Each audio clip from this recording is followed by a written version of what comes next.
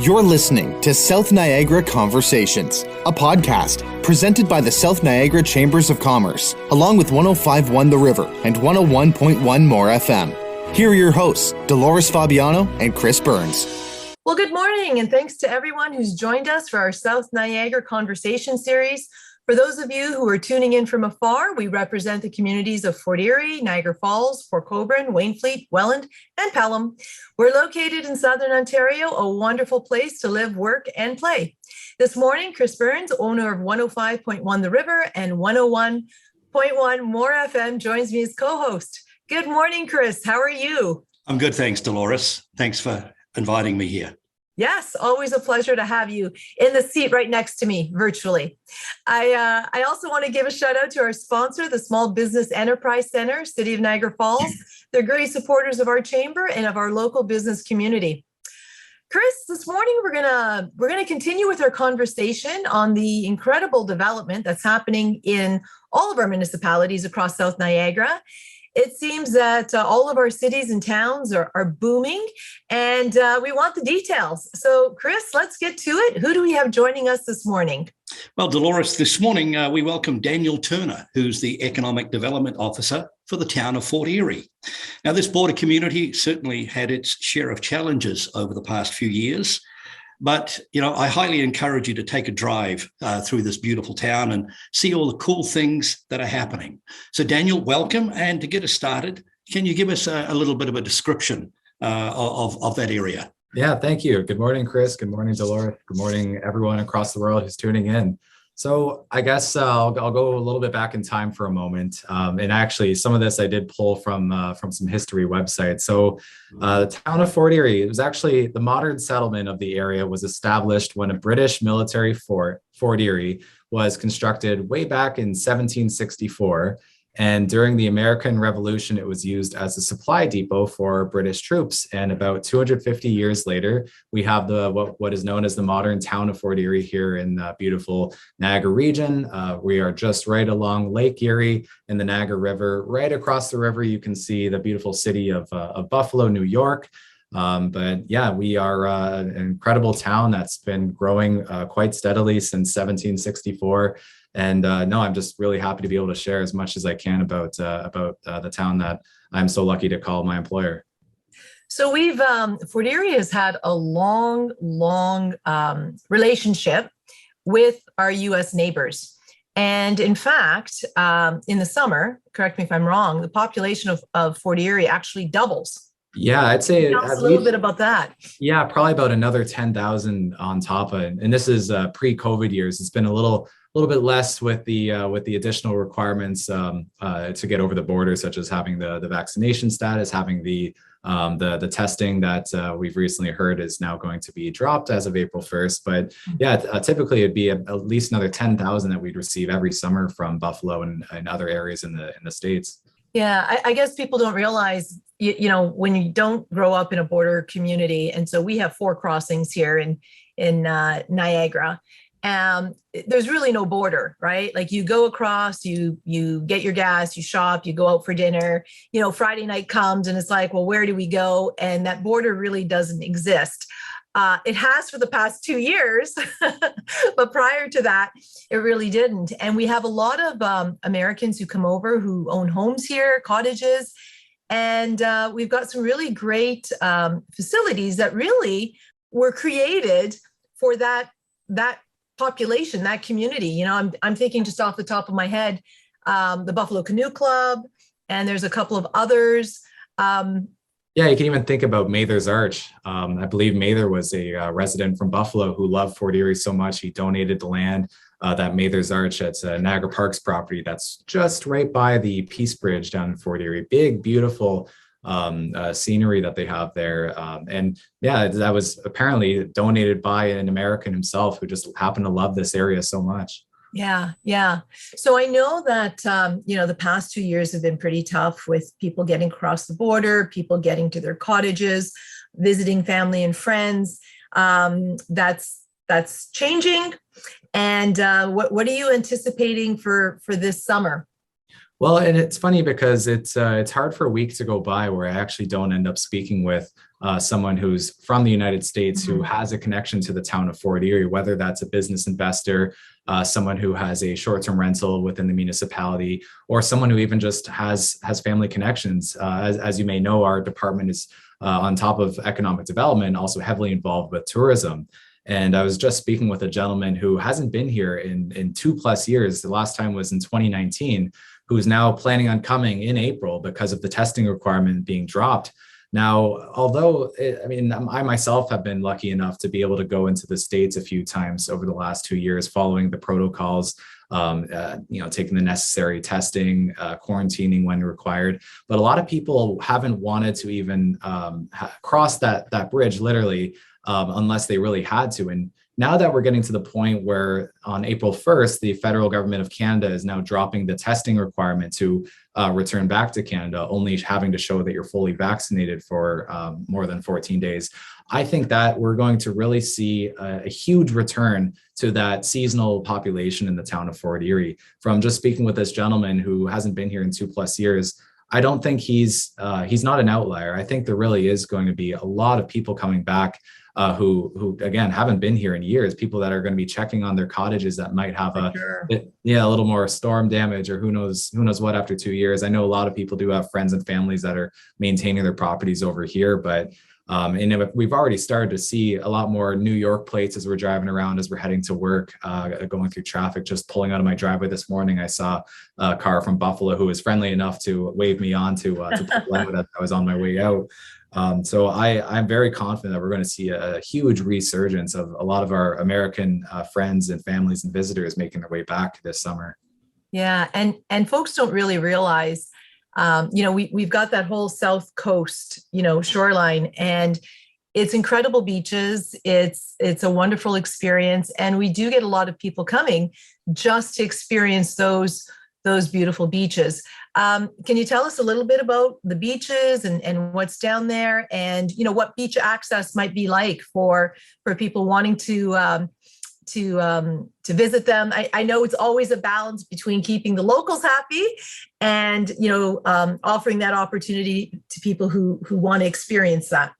Yeah, and actually, what's kind of funny is it was in 2019 that the town of Fort Erie unveiled the newly redesigned Bay Beach down in Crystal Beach. And that is our I guess you could say, our crown gem when it comes to the beaches that we have. And I might be biased as I work for the town of Fort Erie to say that I think that Crystal Beach, Bay Beach, is probably the best beach that we have in the entire region. Sorry, Port Colborne and anyone else. We won't tell Graham.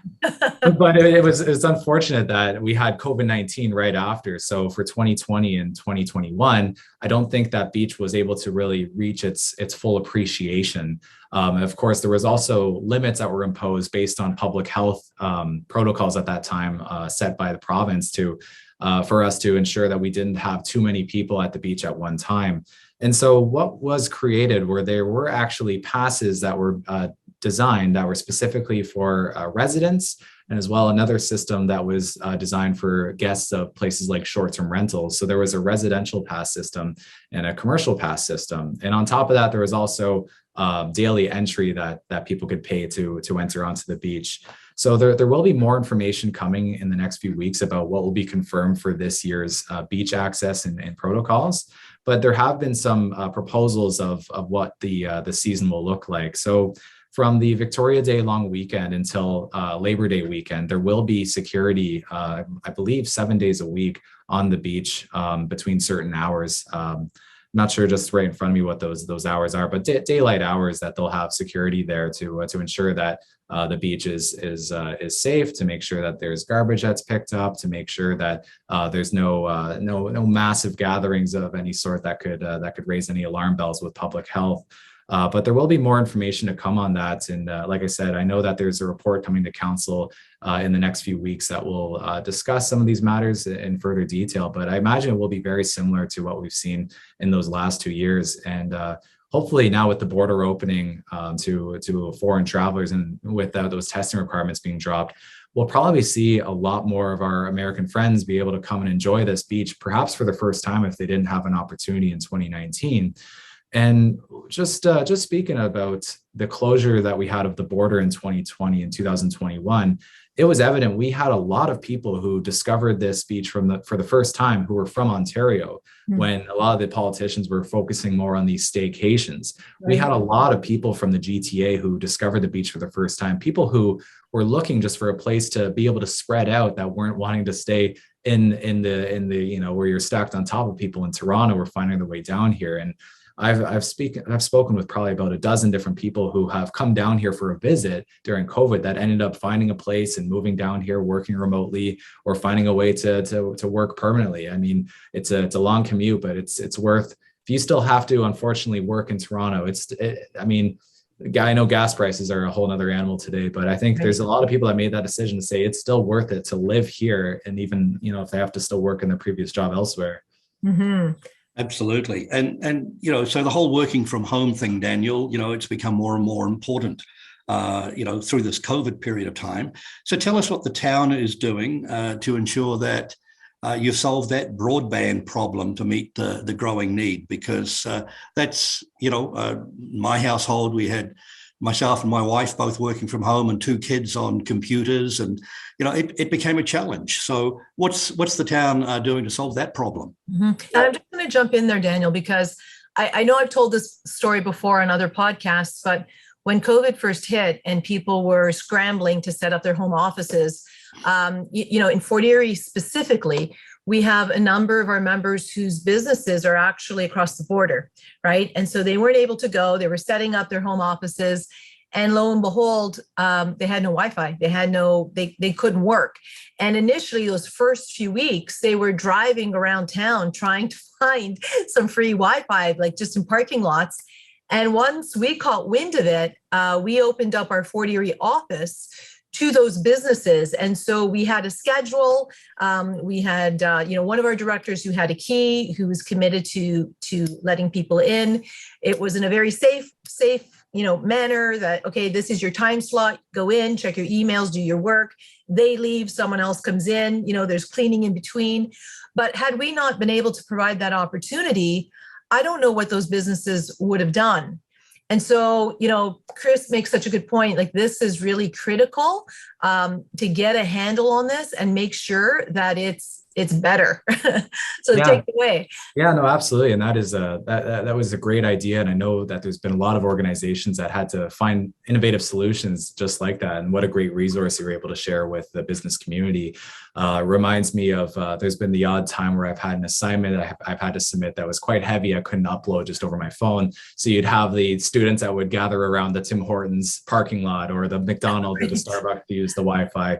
So, and I've spoken with a few people who've had to do similar things like that during the pandemic. So thinking back, it was, I guess it would have been March and April of 2020 when the pandemic had first hit. We were on complete, damage control mode at that point, calling each business and finding out what the issues were they were facing. And it was a common theme to see that a lot of businesses were having issues with maintaining the connectivity that they required in order to do their work, when they had half their workers that were at home who didn't happen to have the connection they needed in order to work the modern type of businesses that they were running.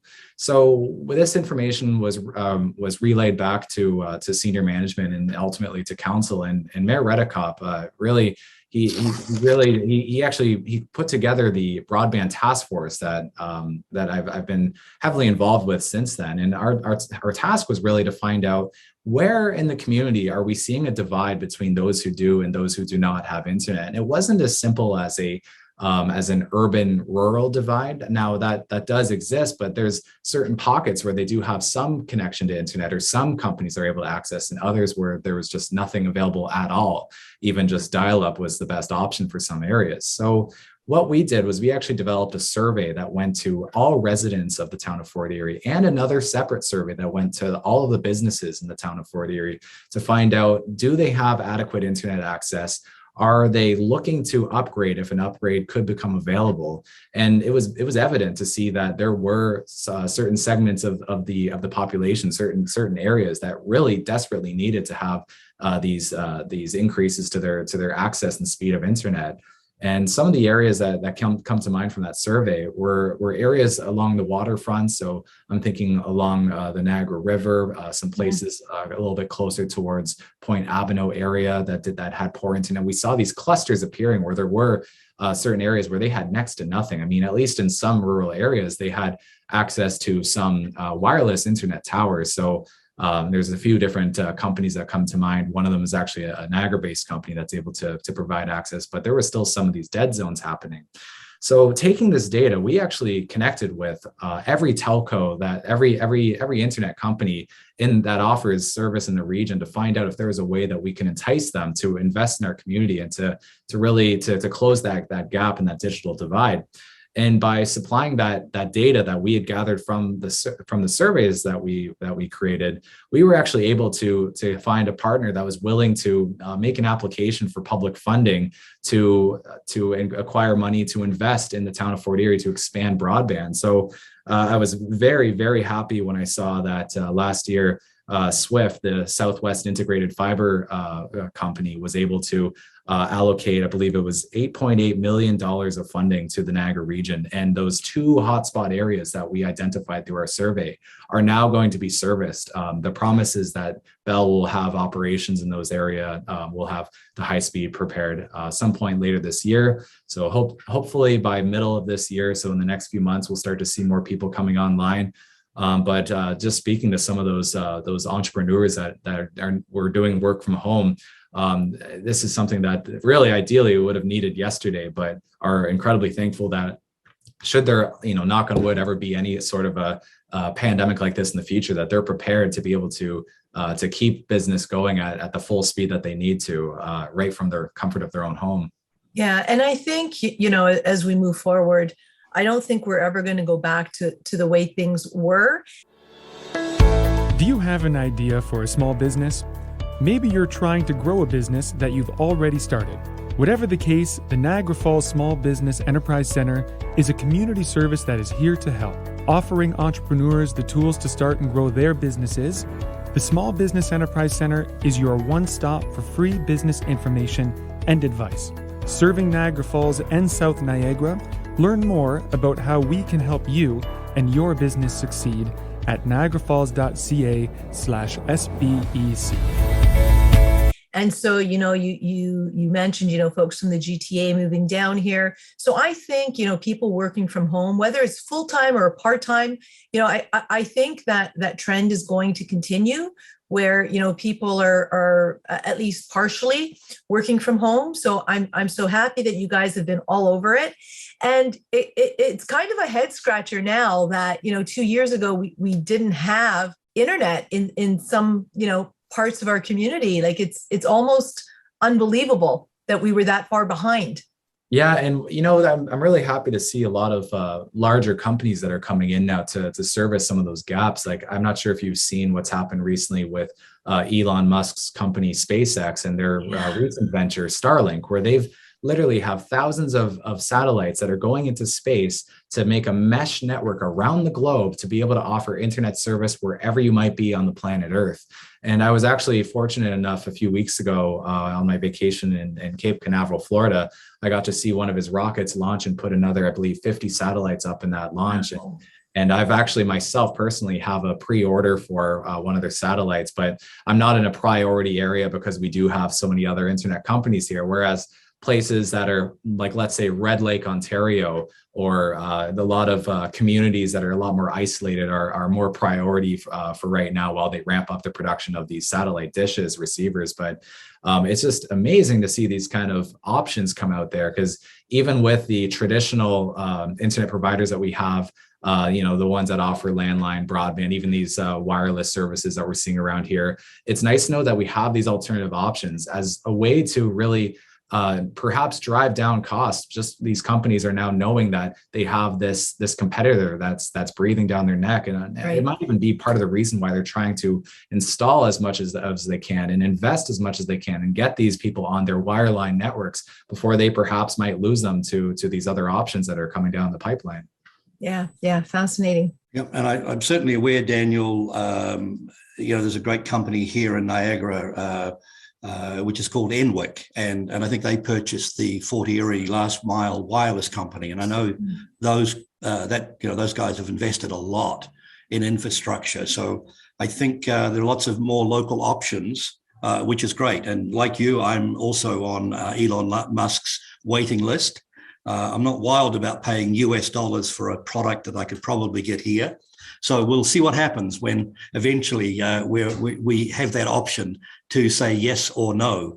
But having that option, no matter where you are in the world, would be wonderful. And it was great to see him open it up to the people of Ukraine here over the last few weeks, because that's a terribly worrying situation. But let's get back to Fort Erie.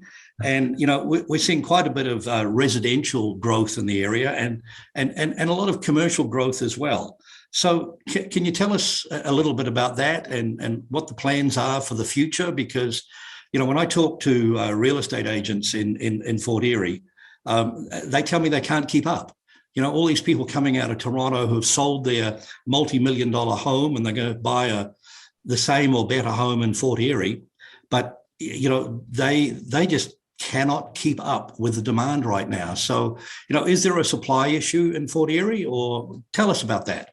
Yeah, so you're absolutely right. The pace has just been unprecedented for the town of Fort Erie, and luckily, I did actually pull up some of the numbers that we have from our building permits for the last 2 years. And something that is really incredible is that we actually are at a point where we haven't had a public release yet of our Q4, so our end of year 2021 residential dwelling permits. But I can tell you this though, that if you just compare the first 3 quarters of 2020 and compare that to the first 3 quarters of 2021, I've got the number here somewhere. It's been quite the increase, I believe. So we had 639 permits in 2020, and it was just as of, I believe, November, there was 959. So yeah, about 50% more residential permits. And what's incredible is it's the value as well. It was about 138 million for all of 2020, and it was about 296 million from that last report back in November. So we've seen more of a doubling of the value of residential permits that have been added to the town. And it's not slowing down. I know from speaking with my friends over at the building department that it's hard for them to catch their breath. And it's luckily, I mean, we still have a lot of different plans. I guess you could say coming down the pipeline for residential developments in the town of Fort Erie, and we've really got to find a place to put all these people. And we just got the 2021 census data, where town of Fort Erie was 30,710 back in 2016, and now 32,900 in 2021. So an increase of 7.1%, which was higher than the actual increase of 6.7% in Niagara, and still higher than the 5.8% in Ontario. And I know we were talking about this earlier, but it's incredible to see that our growth rate here in Fort Erie is higher than that of the region, meaning that there's actually some people from elsewhere in the region migrating to Fort Erie. And the fact that Fort Erie and the region's population growth have been higher than that of the province is evidence of people from across the province moving down here, deciding that, maybe they've had enough of the GTA. Maybe they just want to go and experience the beautiful vineyards of Niagara or the beautiful beaches of Bay Beach and Fort Erie coming down this way. And just to comment as well on commercial growth, that has not slowed down yet either. If you take just one drive down our main drag, Highway 3 Garrison Road, you'll see commercial developments on either side of the street. We've got a return of an A&W. I believe there was one a couple decades ago in Fort Erie, but it is now back. So you can get a Papa Burger in town right next to it. Yeah, it's right next to us. Our first Starbucks. We've got our Taco Bell. And there's just many other places coming down the pipeline. People are seeing the residential growth, and these commercial businesses are coming to be able to serve those residents. I think, Chris and I have been listening to updates from different municipalities here in South Niagara.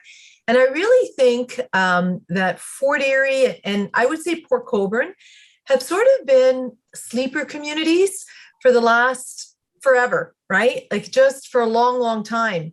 And I feel like even people here in Niagara are finally discovering those communities. And you're right, you just need to take a drive through to see some really incredible things. And it's yes, it's the beaches, but if you go to Crystal Beach, it's all of those amazing restaurants and there's nightlife in Crystal Beach. So there's little shops and it's a really quaint community. And then you go to Stevensville and it's kind of the same thing. And then you go to Fort Erie proper and it's all of this development. And I think that people just, even here in Niagara, didn't understand what Fort Erie was. And it's kind of finally arrived. And I love to see what's happening there. And the residential development is fantastic because we definitely need it.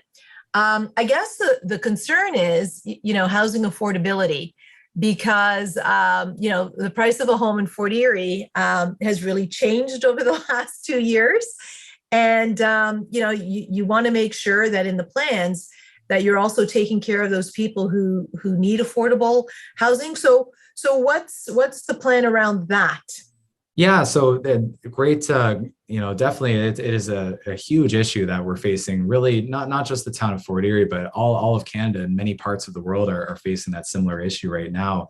I believe if you looked towards the end of 2021, the average house in the Niagara region was selling for $748,000, which is just mind-boggling compared to what it was just a few years ago.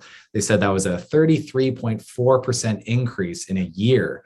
So, I mean, it's not like the house is now suddenly more scientifically advanced. It's not like the house can now give you a massage, but the house is now priced that much higher just because of the demand and supply situation. And luckily, I mean, Fort Erie is still relatively affordable when you compare to that Niagara region average. So whereas the Niagara region was about $750,000 for a house, Fort Erie was $680,000. So I know it's not the best argument, but we are still relatively more affordable than the rest of the region. But some of the other things that we've been doing as a municipality is the town of Fort Erie has actually completed a housing needs study in order to determine what type of houses we will need. So whether we need more condo buildings, more townhouses, what size houses that we need, but also how many that we'll need as this municipality continues to grow. And so they formed the housing needs strategy as well to find out what we can do to prepare for the growth that we're experiencing and that we're going to experience. And so there are a lot of things that the town is doing currently. Really, I believe it was, I heard this in the previous interview with Mayor Redekop, that there wasn't a single townhouse in Fort Erie before 1997. And now we're seeing a lot more of these types of developments coming in there, which is, giving more options to those who are looking to find something that might be a little bit smaller and a little bit more affordable. So we are seeing, I guess, a bit of a shift. And really, we're starting to see some things that'll be proposed in the next, I believe in the next few months, to update some of our planning rules, so to try to make it easier for people to be able to build these more affordable type houses. And I know even myself, I've met with a few developers with the Niagara Regional Housing in order to find ways to stimulate and increase the amount of affordable housing units in the town of Fort Erie. But ultimately, as the town is working towards this, we will also lean on our provincial and federal partners, as we know, like we mentioned before, this is not something unique to the town of Fort Erie, and we're happy to work with our provincial and federal colleagues to find solutions on a grander scale, where there might be more funding available to be streamlined down to the town for us to help to find ways that we can increase the amount of affordable housing for Niagara residents. Now, I remember. I remember reading an article about the town of Fort Erie looking at creating an area with little houses. Well, we do have we have had interest in the past from certain developers who are looking at that feasibility. And I know that Fort Erie does have near Black Creek the leisure homes areas where there are some smaller homes that people are able to purchase. So we do have some other options. And but it is incredible seeing even the value of a lot of those houses has gone up quite dramatically. I believe I've seen some of them where they might have been around 200,000 back in 2019 that are selling closer to 400,000 now. But yeah, no, that, as you mentioned, that is definitely a part of not just the town of Fort Erie strategy, but really it should be for the entire province and the entire country to look for some of these alternative types of homes that could really, for 1 acre of land, be able to provide many more homes than, traditionally. I feel like, at least back in my hometown of Niagara Lake, it seemed like every house had an acre and that was normal. And we were all spread out and it was a small population and there wasn't the same amount of housing demand as we see today. But as times are changing, as our population's growing, I think that there's really going to have to be a lot done at all levels to be able to address this issue. And that is part of the challenge. And Chris and I have talked about this before, where here in Niagara, we've been really spoiled. And you're right, we all have huge backyards and, you're used to having space. And so, last weekend, we talked about the housing market. We talked about NIMBYism, not in my backyard, where, you have a beautiful backyard and now someone's proposing a condo development or, an apartment complex. And it's a hard pill to swallow for the locals. So it is that balance of, being able to build more and still keep the vibe, I guess, or the character. The character, for the locals who've been here forever. Yeah, no, it's a definite challenge. I think that it's not an easy task for whether it's the council making those final decisions or the planning staff to make those recommendations. It's a tough thing. I mean, there's never really been a political leader that's been able to satisfy 100% of the audience. And there's always going to be some people that will be upset with certain decisions. But I think, though, overall, our town's been doing a really, really great job at balancing the growth that we've seen. But yeah, you will always see those instances where it might be great for the town to have a certain development, but of course there's always people wishing that it was somewhere else though, right, and not in their neighborhood, not on their road. And I think of it almost as like a hot potato getting tossed around, like, well, we got to have it somewhere. I don't want to hold it. It burns my hands. Right.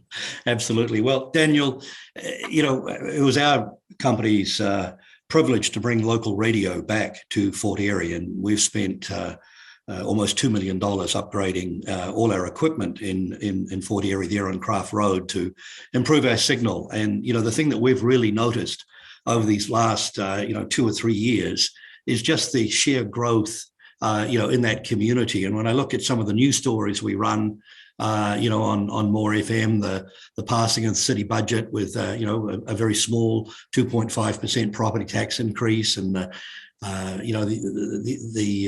the province investing in your air purification systems down there. There's just so much going on, and we love creating great local radio, for Fort Erie and the surrounding community. So, congratulations on everything that you and all your colleagues and council are doing, and we are looking forward to better weather.